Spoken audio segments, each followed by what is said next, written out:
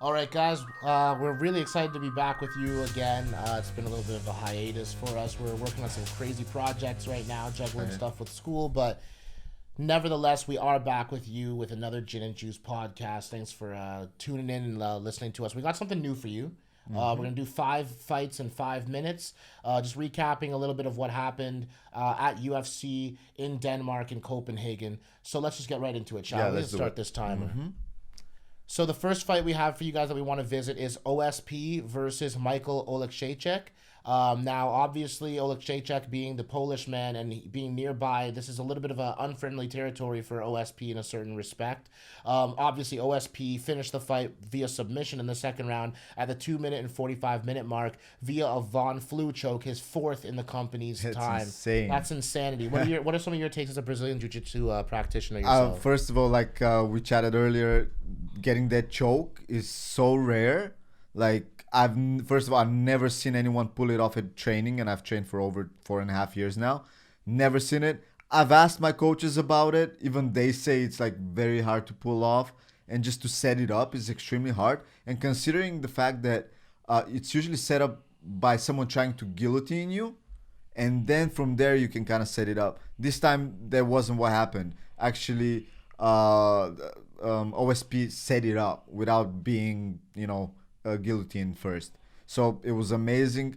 We said that they should rename the choke after the OSP. choke. Nobody deserves that more than him, and it was amazing, man. All right, next fight that we have is Khalil Roundtree versus Jan Kutol. Now, Kutol won via KO in the 2-minute and 33-minute mark of the first round. Obviously, Khalil Roundtree, from his Thai background, having gone over to Thailand and trained, he took on the Moldovan Hulk, Jan Kutol, and Kutol got it done via some vicious ground and pound with some elbows. What were some of your takeaways from that? I think Khalil's mistake was, obviously he's gotten so much better in the stand-up, moving to Thailand and all that stuff, but which is great. He's much better in the stand-up, but I think that gave him a bit of a disadvantage because he was standing too upright. His legs were a little too close together, and you're gonna get taken down almost every single time, especially like against a grappler like Kutol, who was a beast. Just the way they pressured and the grappling, amazing. 100%, and I have to agree with you 100%. Khalil Roundtree takes a little bit of a step back there. Jan Kutol takes advantage of the fight. Now, next up we have for you guys is the surprise of the night to me is Gunnar Nelson losing to Gilbert Burns based on a decision. Went the full 15 minutes, and in every single metric that you can measure with, Gilbert Burns had the advantage at the end, including 2 big sweeps and a big grappling advantage over a guy who actually has a lot of grappling experience in Gunnar Nelson. That was shocking to me, yeah. 2 things I didn't like, and I don't like about Gunnar's game overall, is imitating Connor's stance, that karate stance, super wide, kind of almost Wonder Boy, almost very that type susceptible to the calf kick. Oh my God, his calf was red, and he was getting kicked over and over and over again, which stifled a lot of his advances. I didn't see him doing anything grappling wise. He got taken down and smashed. Completely disappointing. I think Gunnar has to go back to the drawing board and change his style, go back to his roots, to the grappling more, get rid of that wide stance, and maybe he's gonna be on the come up. 100%. Now, obviously, Mark Madsen, the Olympian, is his nickname. He is of Danish descent, of course, and so he was fighting in his home country. He took on the Caterpillar Danilo Bilardo. Now, Bilardo did not fare very well in this fight. So tell me a little bit about what you saw in Mark Madsen's absolute steamrolling of Bilardo in the span of 1 minute. It was amazing. Round. The pressure he put forward, the grappling, he just looked so dominant. In the finish itself, he got him against the cage, where Bilardo could not even shrimp out. He couldn't, there was just no escaping it, really. And he just smashed him over and over again. He was just so dominant. And one thing I wanted to say is, considering he's a grappler of that, stature, the way he went in to get the takedown was very good as well. Something I would like to compare to Ben Askren's approach, who I would say is so much worse.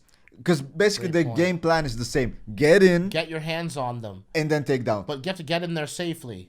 Exactly. But I saw Matson just do so much better in the coming in part of the whole He equation. threw punches and grappled right behind it, and it was not one of those things where he just wanted to grapple at all costs, throwing absolutely nothing of any substance on the feet. I think it's very important to learn how to close the distance safely so you can implement that grappling skill. Absolutely. Now, last, obviously, we have Jack Hermanson, who had a whole bunch of hype coming into this fight, and he lost that hype in a way because everyone that was on that bandwagon might be jumping ship over to Jared Cannonier, who just took on the fifth-ranked Joker in Jack Hermanson, and took him out in the second round via KO. So we saw Jared Cannonier with some vicious ground and pound. What were some of your takeaways from that? I think he derailed the train that was Jack Hermanson. He was definitely getting kind of backed up by the UFC, and they were trying to build him up.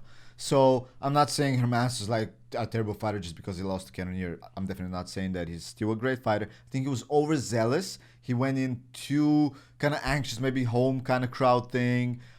Just too hyped up on that emotion. He did a suplex at one point where he like dropped Cannonier on his own head. Right. I mean, come on, bro. And he was just like so anxious. It seemed like when he was engaging. Right. There's a certain level of calmness that you need to have to be able to deal with the pressure and the excitement and the adrenaline of fighting in front of people that are in your at least home. And Europe is very small, so like in terms of the countries not being hugely sparse. So if you're fighting in Europe, you're fighting basically on home soil. Let's be honest here. To a certain respect, and obviously Jared Cannonier came over there and dealt with his business. Huge contender that has emerged in the middleweight division. I can't wait to see what's up with him next. Same here, Cannonier. I'm a fan now. Beautiful. All right, check you guys on the next one. All right.